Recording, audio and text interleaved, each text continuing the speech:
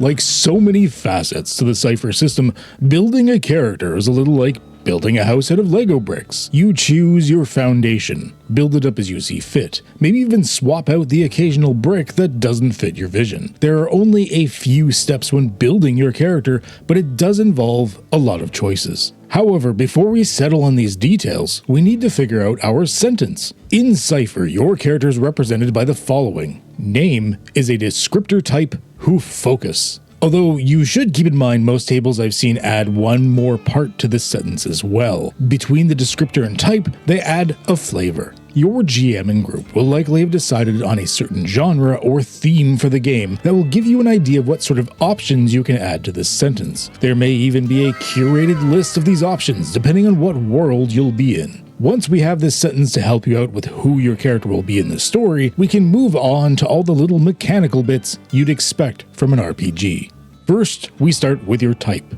It starts with roleplay and creative suggestions that you may want to read through, as well as an example list of some player intrusions, which we'll get to in a future video. The mechanical part we need to pay attention to at the start is the starting values for your three main pools of might, speed, and intellect. Each type may have different base values here. Most settings will then allow you to spend an additional 6 points to spread among them as you please. We then get into everything we gain at the first tier of play for your type. Starting effort, starting edge, your starting Cypher limit, what weapons you're capable with, your starting base equipment, and then you get to choose from a specific number of abilities from the tier 1 list for that type. I did want to mention flavors here, since there's a large percentage of the tables that do allow the optional flavors as part of character creation. Simply put, whenever you're supposed to choose an ability for your type, you can instead choose an ability from your flavor.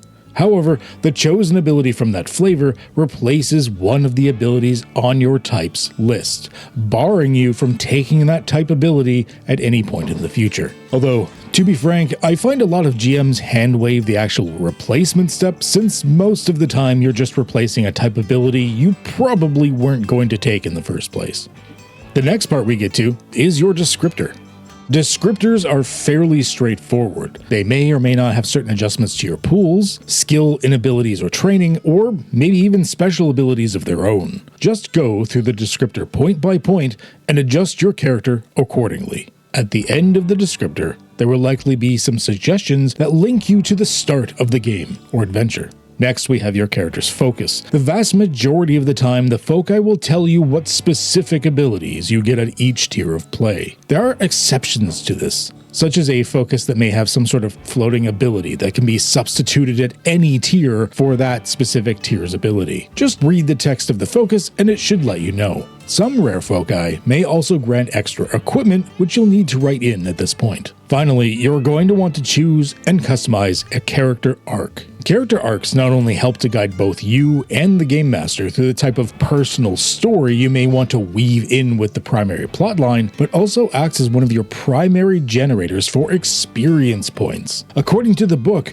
almost 50% of your experience income should be generated from your character arcs, and your first character arc does not cost you anything to initiate, unlike future arcs. This is something I'll explain in a future video. The rest is just whatever personal details you want to fill in. Name, mannerisms, what you look like, or anything else applicable to the game. That's it, you've made a character in the Cypher system. For those coming from crunchier systems, you may be looking around for what else you need to do, but that's about it. The individual abilities will tell you if there's anything else you need to adjust on the character sheet, so you just need to read the abilities that you've chosen and modify what they say to do. The hardest part is really going through the sheer amount of options available to you to choose which ones that you want. If for some reason all of these customization options still are not enough for you, the rules also encourage customization on a case-by-case basis by speaking with your game master if there's a particular ability or set of abilities you think would make more sense for the character you are playing. There you have it. Finish the details, finish the character.